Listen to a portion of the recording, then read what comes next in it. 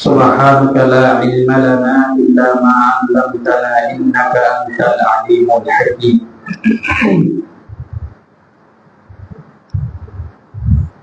معذور مكرم واجب الاحترام ضرب مصليا كرام مربيا عظام بغير علماء كرام نائب رسول عاشق رسول الله رب العالمين بالله وهذا المتقين الشر অনলাইনে অবদানে এবং পদান্তরালে শ্রমরত আমার সত্যিয়া মা ও বোনেরা, আসসালামু আলাইকুম ওয়া রাহমাতুল্লাহি ওয়া বারাকাতুহু। ওয়া আলাইকুম আসসালাম ওয়া রাহমাতুল্লাহি ওয়া বারাকাতুহু। সর্বপ্রথম আল্লাহ রাব্বুল আলামিনের দরবারে অসংখ্য অগণিত কালিমাতুল শুকরিয়া আদায় করি, যে মহান মুনি আমাদেরকে যাচাই করে বাছাই করে নেককার বান্দাদের লিস্টিভুক্ত হওয়ার তৌফিক দিয়েছেন এবং সুস্থতার নিয়ামত দিয়েছেন। সাথে সাথে হাইয়া আলাস সালাহ হাইয়া আলাল ফালাহ ডাকে সাড়া দিয়ে মসজিদে এসে রবের দরবারে হাজির দেওয়ার তৌফিক দিয়েছেন। সেই জন্য আমরা সকলে মুখের জড়তা দূর করে দিয়ে আমরা সকলে উচ্চ আওয়াজে বলি না আলহামদুলিল্লাহ, আলহামদুলিল্লাহ। লক্ষ কোটি দরুদ এবং সালামের হাদিয়া পেশ করি বিশ্ব মহান মানবতার শিক্ষক, উম্মতের জন্য গাইডলাইন, পথ প্রদর্শক, রাহবার, আকা মাওলা তাজদার মদিনা নবী মুহাম্মদুর রাসূল সাল্লাল্লাহু আলাইহি ওয়াসাল্লামের রওজা মুবারকে আল্লাহ রাব্বুল আলামিন যেন আমাদের প্রত্যেকের দরুদ এবং সালামের হাদিয়া নবীজি রওজা মুবারকে পৌঁছে দিয়ে আমরা বলি আমিন। এখন আস্তে আস্তে যেহেতু শাওয়াল, যুলকাআদা, যুলহজ তিনটি হজের মাস, এই 3 মাস যেহেতু হজের মাস, আস্তে আস্তে সারা ওয়ার্ল্ড থেকে হাজিরা আল্লাহ রাব্বুল আলামিনের দরবারে হাজিরি দেওয়ার জন্য উপস্থিত হবে। রব্বে কাবা যেন একবার জীবনে হলো আমাদের সকলকে বাইতুল্লাহ জিয়ারত এবং নবী মুহাম্মদ রাসূল সাল্লাল্লাহু আলাইহি ওয়াসাল্লামের রওজা যে সালাতু সালাম আমরা যেন জীবনে একবার হলো আদায় করতে পারি। আল্লাহ আমাদের সকলকে তৌফিক দান করেন। আমরা সকলে বলি আমিন। প্রিয় মুসল্লি ভাইরা, আজকে আমরা আলোচনা করব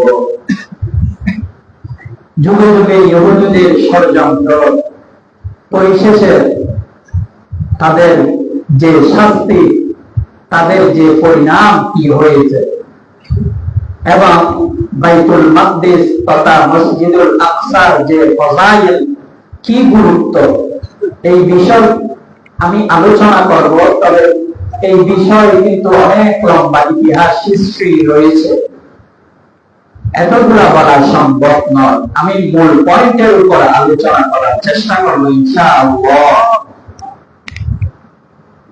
ইহুদি আমরা শুনি বা কিছু ভুল বইয়ের মধ্যে আমরা পড়ে থাকি, ইহুদি মানে মুসা আলাইহিস সালাতু ওয়াস সালামের কওমকে আমরা মনে করি না। হযরত ইব্রাহিম আলাইহিস সালাতু ওয়াস সালাম কেমন নবী ছিলেন? ইব্রাহিম আলাইহিস সালাতু ওয়াস সালাম এবং আমাদের নবী মুহাম্মদুর রাসূল, একজন হচ্ছেন খলিলুল্লাহ আর একজন হচ্ছে হাবিবুল্লাহ। দুটোটার মানে, দুটোটার মিন্স হচ্ছে বন্ধু। সুবহানাল্লাহ। কেমন বন্ধু? তাহকিক করলে অনেক লম্বা, তবে দুই বন্ধু একই রকম বন্ধু নয়। সুবহানাল্লাহ। প্রত্যেক নবীদের উপর ওহী এসেছিল বা নির্দিষ্ট সহিফা কিতাব আল্লাহ নাযিল করেছেন। প্রত্যেক নবীদের নির্দিষ্ট স্থানে গিয়ে তাদের থেকে ওহী সংগ্রহ বা তাদের নির্দিষ্ট কিতাব সহিফা আনার জন্য যেতে হয়েছিল। কিন্তু আল্লাহ রাব্বুল আলামিন আমাদের নবীকে কত আযমত, কত সম্মান দিয়েছেন। কখনো আমার নবীকে কোথাও যেতে হয়নি, বরং জিবরাইল আমিন যেই অবস্থায় যেখানে আছেন আমার নবীর সুবিধা হয় মতো আল্লাহ রাব্বুল আলামিন কোন ওহী কিংবা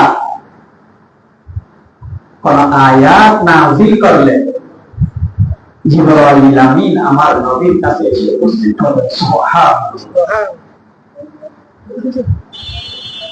হযরত ইব্রাহিম খলিলুল্লাহ আলাইহিস সালাতু ওয়াস সালাম দুইটি শাদী করেছেন। প্রথমে যখন হযরত ইব্রাহিম আলাইহিস সালাতু ওয়াস সালাম সারা আলাইহিস সালাতু ওয়াস সালামের সাথে বিবাহ বন্ধনে আবদ্ধ হলেন, তখন দীর্ঘ সময় পর্যন্ত ওনার গর্ভের মধ্যে কোনো সন্তান আসেননি। পরে হযরত ইব্রাহিম আলাইহিস সালাতু ওয়াস সালাম পরামর্শ করলেন, ইচ্ছা পোষণ করলেন দ্বিতীয় শাদী করবেন।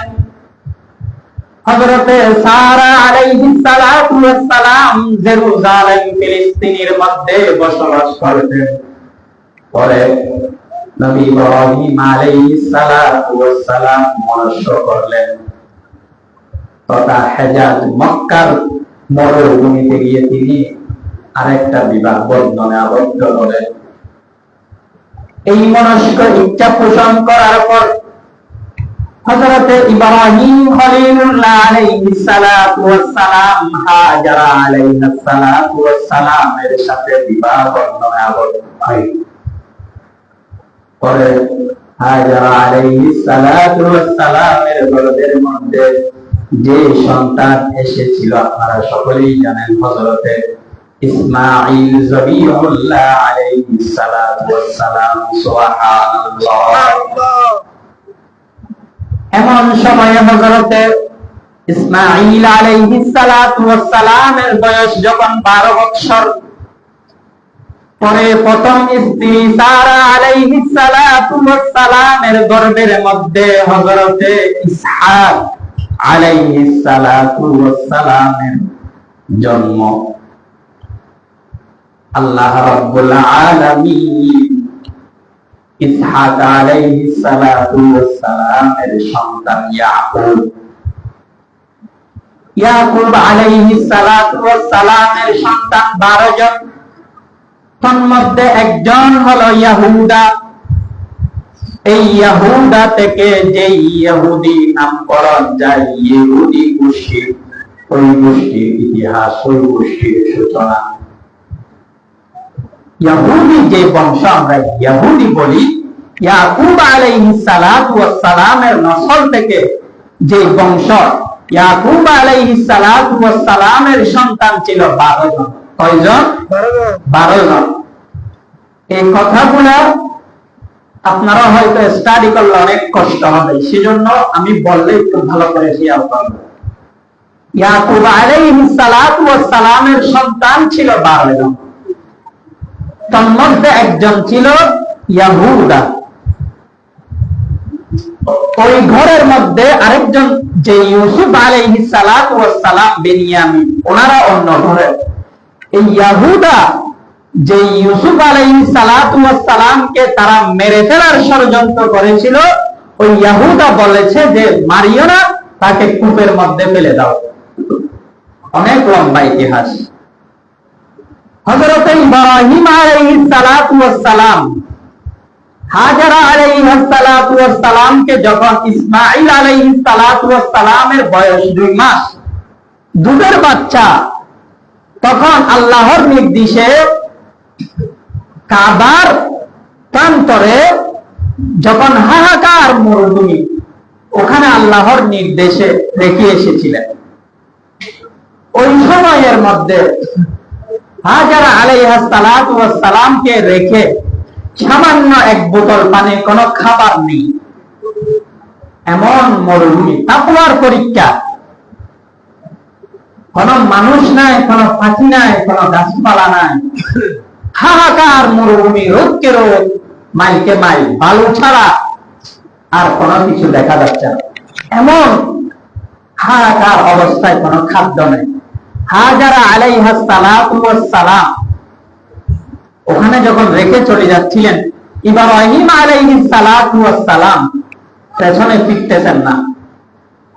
তিনি ডাক দিয়ে বললেন, হে আমার প্রিয়তম স্বামী, আপনি এইভাবে আমাকে একজন দুধের বাচ্চা রেখে চলে যাচ্ছেন, কোনো খাবার নাই, কোনো পানি নাই, এমন অবস্থায়, এটা কি আপনার পক্ষ থেকে না আল্লাহর পক্ষ থেকে?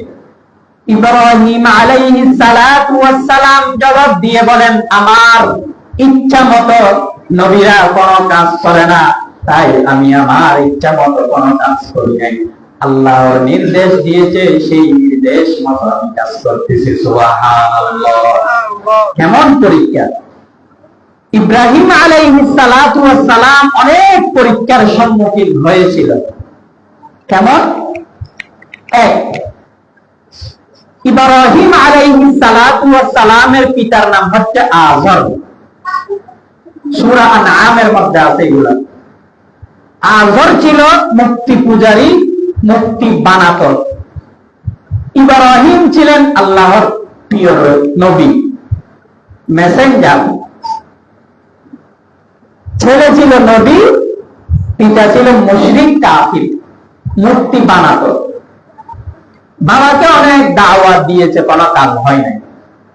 মানে ইহুদিদের ষড়যন্ত্র কত নিকৃষ্ট!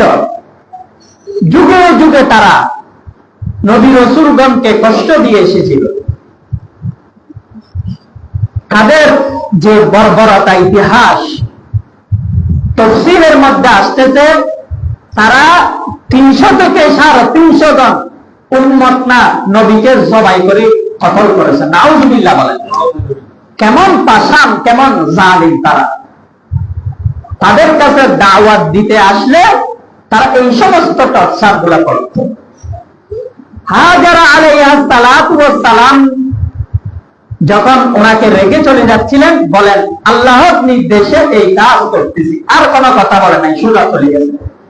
দেখেন সারা আলাইহিস সালাতু ওয়াস সালাম জেরুজালেমে ফিলিস্তিনে, আরেকটা শাদী করেছে হেজাজ অর্থাৎ মরুভূমি মক্কা থেকে হাজারা আলাইহিস সালাতু ওয়াস সালাম, ওখানে ইসমাঈল আলাইহিস সালাতু ওয়াস সালাম জন্মগ্রহণ করেছেন। প্রথম ঘরে যখন সন্তান হয় না, দ্বিতীয় ঘরে ইসমাঈল আলাইহিস সালাতু ওয়াস সালামের জন্মের 12 বছর পরে প্রথম স্ত্রীর ঘরে সন্তান হয়েছে ইসহাক আলাইহিস সালাতু ওয়াস সালাম। ইসহাক থেকে এসেছে ইয়াকুব। এরপরে যেমন আমরা বলি মূসা আলাইহিস সালাতু ওয়াস সালাম, ওনার যুগে ফিরআউন কত কষ্ট দিয়েছিল। ফিরআউন তাদেরকে নির্যাতন নিপীড়ন করতে করতে তারা কি করে মূসা আলাইহিস সালাতু ওয়াস সালামের কাছে গেলেন। মূসা আলাইহিস সালাতু ওয়াস সালাম তাদেরকে রক্ষা করে ফিরআউনের নির্যাতন থেকে এমন এক জায়গায় এনেছিল। পরে আল্লাহর নির্দেশে যখন তাওহীদ ওনার উপর নাযিল হবে, তুর পাহাড়ে 40 দিনের জন্য গেলেন। ওই সময়ে এই বেঈমান ইহুদিরা, যারা ইহুদি গোষ্ঠী, ওনারা মূসা আলাইহিস সালাতু ওয়াস সালামের যে কথা, আল্লাহর কথাকে অবাধ্য করে তারা কি করেছে, বাছুর পূজা করেছে। গাভীর বাচ্চা, এটা বয়স্ক না ছোট না, মিডিয়াম সাইজ একটা গাভী পূজা আরম্ভ করেছে। যেহেতু মূসা আলাইহিস সালাতু ওয়াস সালাম লম্বা সময় নেই, পরে এসে দেখলেন তারা বাছুর পূজা করতেছে। মূসা আলাইহিস সালাতু ওয়াস সালাম তাদেরকে বলার পরেও তারা শান্ত হননি। ইন্নাহা বাকারাতুন সাফরা, সূরা বাকারার মধ্যে লম্বা তাফসীর। পরে আল্লাহর নির্দেশে যে তারা কত ভয়ানক, কত দুষ্ট, কত নিকৃষ্ট, কত পাষাণ, তাদেরকে বলা হয়েছে তোমরা এখান থেকে ফিরে আসো, তোমাদেরকে আল্লাহ রাব্বুল আলামিন প্রদত্ত নিয়ামত দিবে, অর্থাৎ জান্নাতি খাবার তোমাদেরকে দিবে। মান্না সালওয়া, জান্নাত থেকে স্পেশাল খাবার তোমাদের জন্য আনবে। তারা কিছুদিন খেতে খেতে আপত্তি জানায়, আমরা এই খাবার আর খাবো না। তো কি করবা, ওয়াদাসিহা ওয়া বাসালিহা, আমরা দুনিয়ার ডাল, শাক, তরুলতা এগুলো খাবো। এগুলো কোথায় পাবো, আমাদের চাষ করে খাবো। দেখেন তারা কত নিকৃষ্ট, আল্লাহর প্রদত্ত জান্নাতি খাবার তাদের ভালো লাগতেছে না। আস্তে আস্তে পরে তাদেরকে বলা হয় একটি গাভী তোমরা কি করো, জবেহ করো। তারা মূসা আলাইহিস সালাতু ওয়াস সালামের সাথে বার্গেনিং শুরু করলো। বলে যে গাভীটি কুরবানি করবো, কালার কিরকম হবে বলে দিছে, আবার বলে সাইজ কিরকম হবে তাও বলে দিছে। আবার দিকে মূসা আলাইহিস সালামকে বলে আপনি আল্লাহ থেকে জিজ্ঞেস করেন এর গায়ে কি কোনো দাগ থাকবে, লেজ কতটুক হবে। এই সমস্ত আজে বাজে প্রশ্ন করে তারা বিরক্তি করে। এইরকম ইহুদি জাতি যুগে যুগে প্রত্যেক নবী রাসূলগণকে কষ্ট দিয়েছে। হযরত দাউদ আলাইহিস সালাতু ওয়াস সালাম কেমন কণ্ঠের অধিকারী ছিলেন, তিনি জাবুর তেলাওয়াত করতেন প্রতি শনিবারে। ওনার তেলাওয়াত শোনার জন্য বিভিন্ন মরু জঙ্গল থেকে, গভীর তল সাগর থেকে মাছ, বিভিন্ন প্রাণী কুলের মধ্যে আসত। জঙ্গলের হিংস্র প্রাণীরা পর্যন্ত কুলের মধ্যে এসে যেখানে নির্দিষ্ট স্থানে তেলাওয়াত করত, তেলাওয়াত শুনত। ওই দিন তাদের জন্য কোনো কিছু স্বীকার করা হারাম ছিল। এই ইহুদি জালেম ওরা কি করত, শনিবারে যখন তেলাওয়াত করত, মাছ পাড়ের মধ্যে আসতো, তারা জাল বসায় দিত। ওই দিনটা হারাম ছিল। ওই দিন জাল বসায় দিন সমস্ত মাছ সব ধরত, রবিবারে সকালে, নাউজুবিল্লাহ বলে। আল্লাহর অবাধ্য তাকে হচ্ছে ইহুদি। তারা যুগে যুগে নবী রাসূলগণকে কষ্ট, নিষ্পীড়িত, জুলুম করে আসতেছে। বর্তমান সময়ে যে ফিলিস্তিন আমরা দেখতেছি, মুসলমান শিশু বাচ্চা, দুধের বাচ্চা, মা বোনরা অসুস্থ, প্রেগনেন্ট, স্টার্ট দিচ্ছে না কাউকে, এ টু জেড গো দিয়ে খুঁজে খুঁজে মারা হচ্ছে। কারণ কি? শুধুমাত্র বাইতুল মাকদিস দখল করার জন্য। ইহুদি ইসরায়েল মুশরিক। ইসরায়েল কোন দেশ না, কোন এলাকা না। দেখেন, ইসরায়েল হচ্ছে ইয়াকুব আলাইহিস সালাতু ওয়াস সালামের নাম হচ্ছে ইসরাইল। ইসরাইল থেকে আমরা ইসরায়েল বলতেছি, যে নাম আল্লাহ রাব্বুল আলামিন 1450 বছর আগে বনি ইসরাইল নামক একটি সূরা কোরআনের মধ্যে নাযিল করে দিয়েছে। সুবহানাল্লাহ। ইয়াকুব আলাইহিস সালাতু ওয়াস সালামের একটি নাম হচ্ছে ইসরাইল, ওখান থেকে ইসরাইল এসেছে। তাহলে তাদের মূল টার্গেট কি? ফিলিস্তিনের বাইতুল মাকদিস মুসলমানদের প্রথম কিবলা, প্রথম ঘর না, কিবলা। প্রথম ঘর হচ্ছে কাবা। ইন্না আউওয়ালা বাইতিন ওয়াদিআ লিন-নাসি লাল্লাযী বিবাক্কাতা মুবারাকাও ওয়া হুদাল লিল-আলামিন। নিশ্চয়ই জমিনের মধ্যে সর্বপ্রথম যেই ঘর সেইটা হলো বাক্কা। বাক্কা নামক যে স্থান সেটা হলো কাবা, যেটাকে আমরা মক্কা বলি। বাক্কা মানে 4 কোণ বিশিষ্ট ঘরকে বাক্কা বলা হয়। কাবা ঘর কি বললে 4 কোণ বিশিষ্ট? 4 কোণ বিশিষ্ট। আরবের মধ্যে আপনারা যত ঘর দেখবেন সবগুলা দেখবেন 4 কোণ বিশিষ্ট ঘর, একতলা হোক, দুতলা হোক। তাহলে তখন কাবা ঘর এত ডিজাইন ছিল না, পাথর দিয়ে সেই কি ইট দিয়ে নির্মিত। প্রথম কিবলা বাইতুল মাকদিস। কাবা ঘরের 1300 বছর পরে বাইতুল মাকদিসের সূচনা, নির্মিত। এই বাইতুল মাকদিস যুগে যুগে দাউদ আলাইহিস সালাতু ওয়াস সালাম, জিনেরা সুলাইমান আলাইহিস সালাতু ওয়াস সালাম একের পর এক আপডেট করেছে, পুনঃসংস্কার করেছে।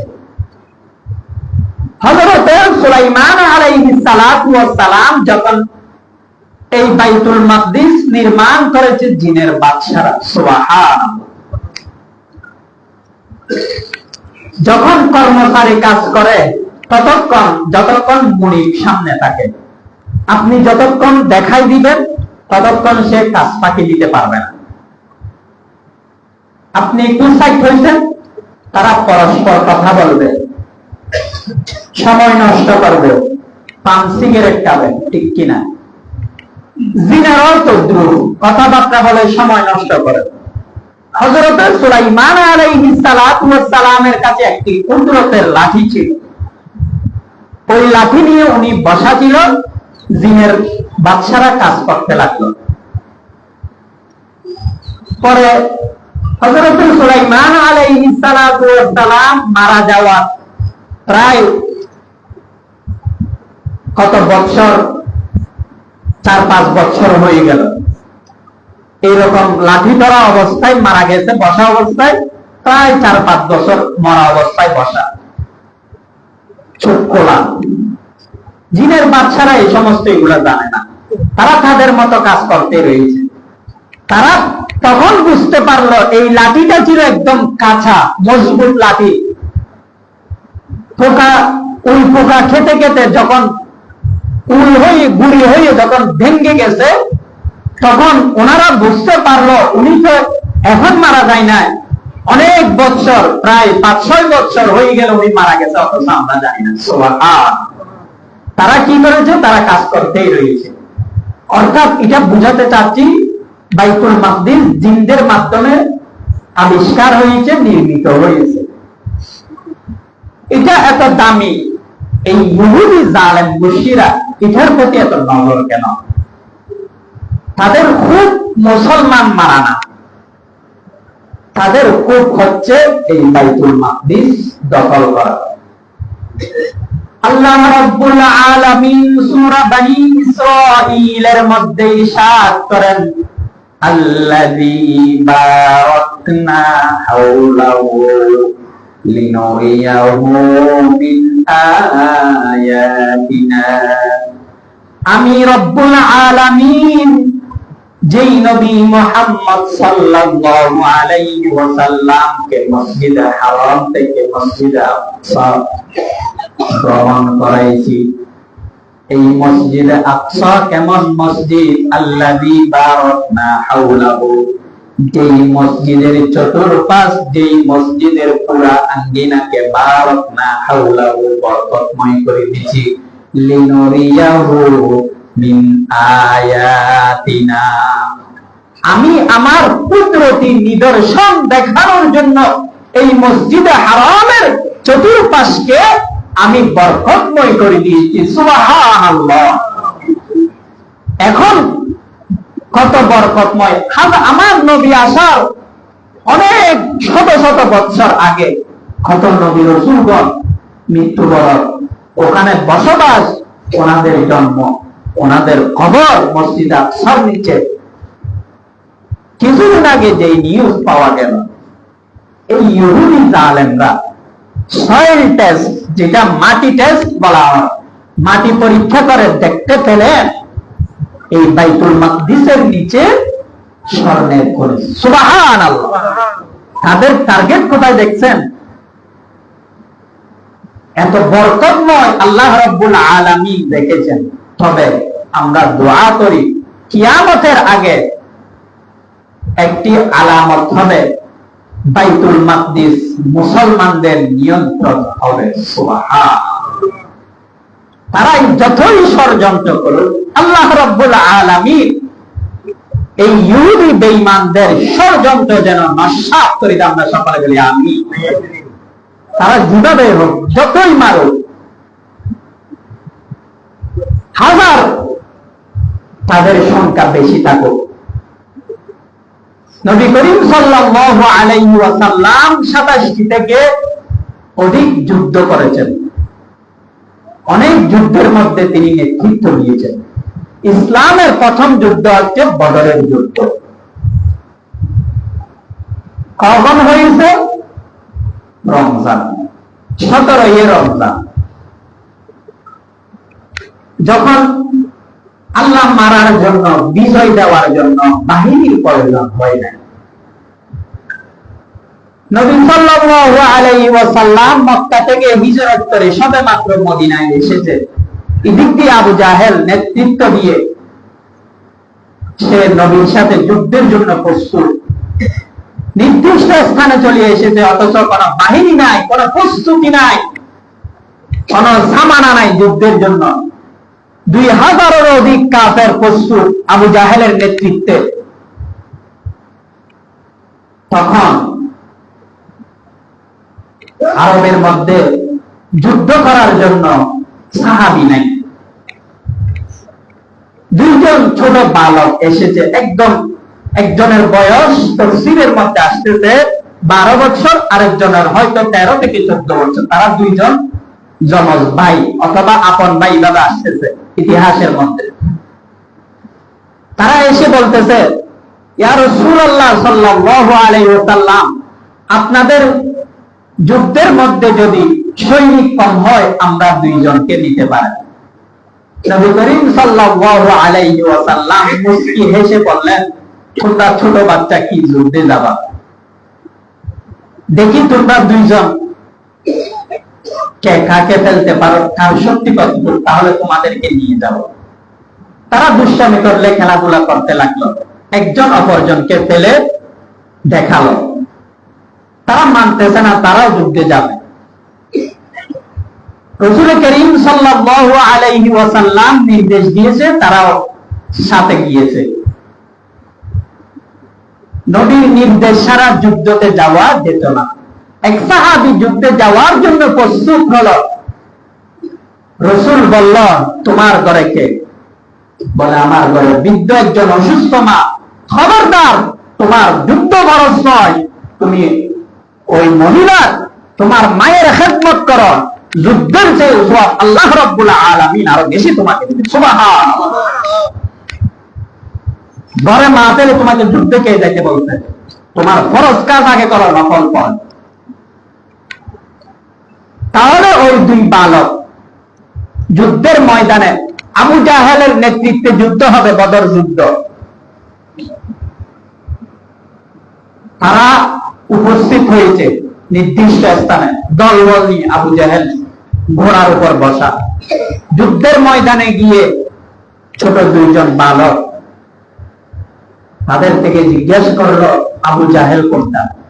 হয় তুমি ছোট বাচ্চা, তুমি কি করবে? আবু জাহেল কোনটা? আপনি না বলেন। দেখাই দিল ওই দলবল নিয়ে ঘোড়ার উপর যিনি বসা রয়েছেন উনি হলে আবু জাহেল। আর দেরি করে নাই, তলোয়ার নিয়ে সোজা গিয়ে আবু জাহেলকে ওখানে খতম করে ফেলেছে। সুবহানাল্লাহ। দেখেন, আল্লাহ রাব্বুল আলামিন মারার জন্য যে সৈন্য লাগে না,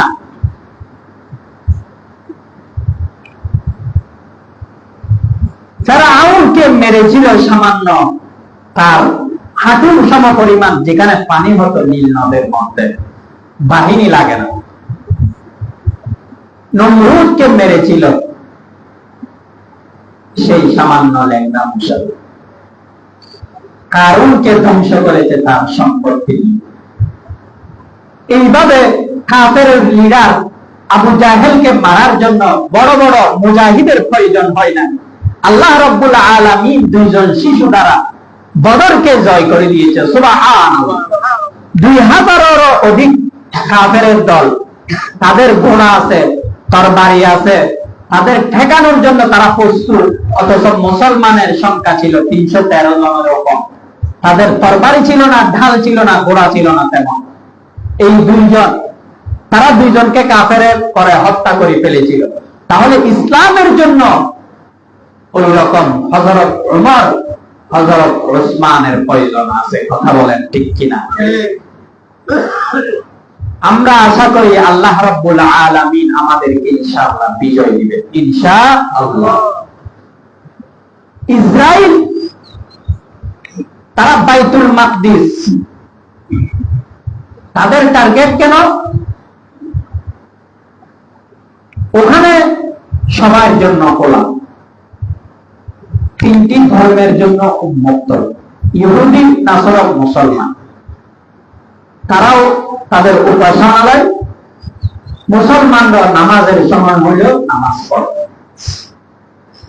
তাহলে তারা এককভাবে দখল করার জন্য এই ফিলিস্তিনের বাইতুল মাকদিস পবিত্র স্থানকে দখল করার জন্য মুসলমানকে এইভাবে হত্যা করা আরম্ভ করেছে।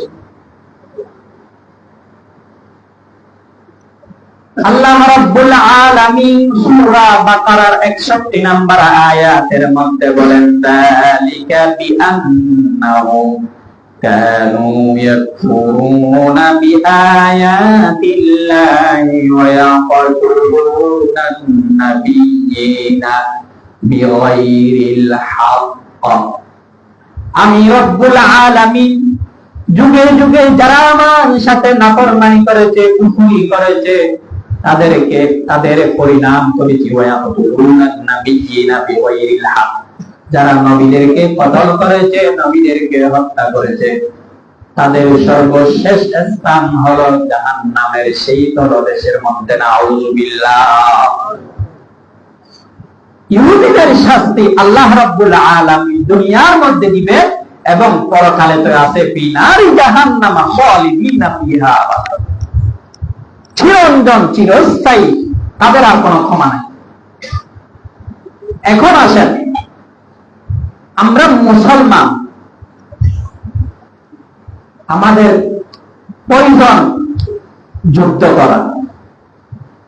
নামাজ, রোজা, হজ, যাকাত যেভাবে ফরজ, তেমনি ভাবে জিহাদও ফরজ। তবে আমরা দীর্ঘ 16-17 বছর বিগত আমরা জিহাদ শব্দটা শুনলে আমরা মনে করেছি জঙ্গিবাদ, ঠিক কিনা? জিহাদ যে ফরজ এই কথা তো উঠিয়ে গিয়েছে, জিহাদের কথা বললে বলে আরো জঙ্গিবাদ। কোথায় জঙ্গিবাদ, কোথায় ইসলামের একটি স্তম্ভ, একটি কাজ, গুরুত্বপূর্ণ কাজ, কিসের সাথে কি তুলনা? তাহলে আমরা অতটুকু যাওয়ার সমর্থ না থাকলে আমরা তাদের পাশে দাঁড়াবো, তাদেরকে সহযোগিতা করব টাকা পয়সা দিয়ে। আল বুগদু ফিল্লাহ ওয়াল হুব্বু ফিল্লাহ, আমি আপনার সাথে সম্পর্ক রাখবো আল্লাহর ওয়াস্তায়, কোন দুনিয়ার স্বার্থের জন্য নয়, টাকা পয়সার জন্য নয়, ক্ষমতার পদ পাওয়ার জন্য নয়, চেয়ারম্যান হওয়ার জন্য, এমপি হওয়ার জন্য 5 টাকা দিব, 10 টাকা দিব, আপনাকে রাস্তা করি, এই জন্য না।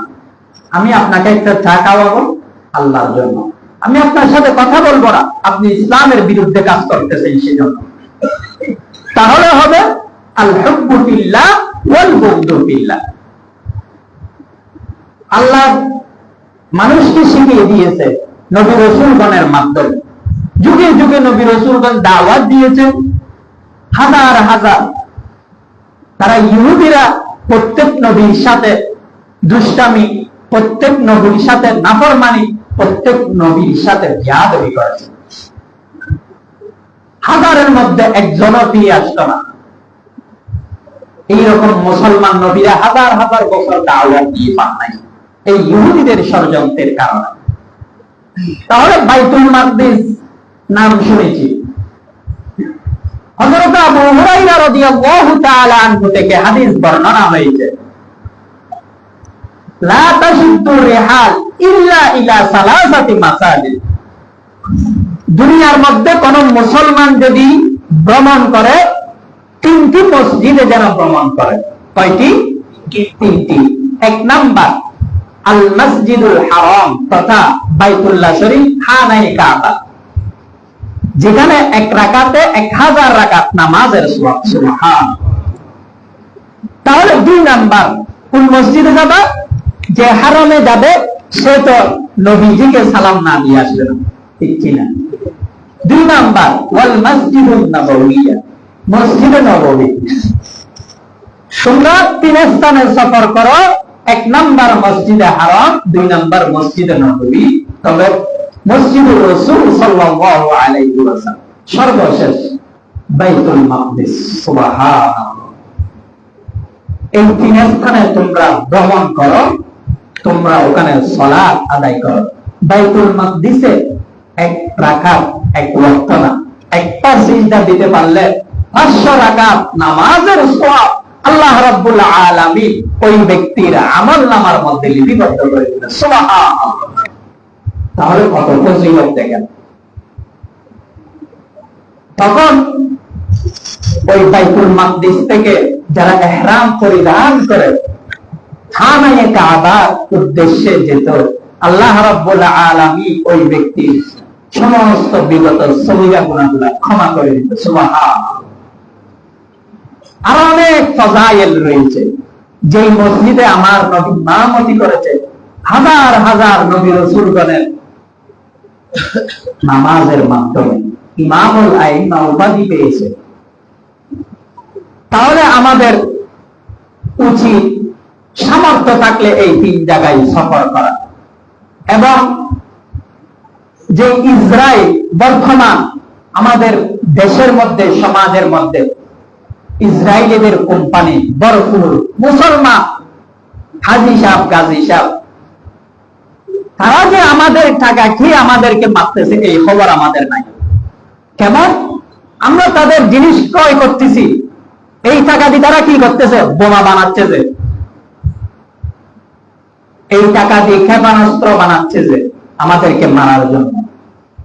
অথচ আমাদের ঘরে শত শত তাদের প্রোডাক্ট যে ইউজ করতেছে আমরা নিজেরাও জানি না। সার্ফ এক্সেল ইসরায়েলি পণ্য, কোকা কোলা খাচ্ছি ইসরায়েলি পণ্য, পেস্ট কোলগেট যে পেস্ট আছে ইসরায়েলি পণ্য, পেপসোডেন্ট ইসরায়েলি পণ্য, সানসিল্ক ইসরায়েলি পণ্য। কোথায় আছেন? ডাব শ্যাম্পু ব্যবহার করতেছি রিল্যাক্সে, কোনো খবর নাই। মুসলমানের জিনিস নাকি ইহুদি খ্রিস্টানের জিনিস। সেই জন্য এটাই সতর্ক থাকবেন। মসজিদের বাহিরে ইসরায়েলিদের প্রোডাক্ট কি কি, এগুলো আমরা যাওয়ার সময় দেখে নিব। আমরা তো বিভিন্ন রিসার্চ করলে পেয়ে যাচ্ছি। এগুলা পরিত্যাগ করে, দরকার হলে আমি খাবো না, প্রয়োজন নেই। আমার টাকা খেয়ে আমার ভাইকে মারবে, কিয়ামতের দিন আমার থেকে আপনার থেকে আল্লাহর সামনে জবাবদিহি করতে হবে। সেজন্য আল্লাহ রাব্বুল আলামিন আমাদেরকে এই সমস্ত প্রোডাক্ট থেকে হেফাজত করে, ইহুদি খ্রিস্টানের যে চক্রান্ত প্রোডাক্ট, এগুলা থেকে আমাদেরকে সরে আসার তৌফিক দান করেন, সকলে বলি আমিন। এবং মুসলমানদের নির্যাতিত ভাইদের পাশে দাঁড়ান তৌফিক দান করেন, সকলে বলি আমিন। একটি এলান শুনি, বাদে জুমা কালিয়ার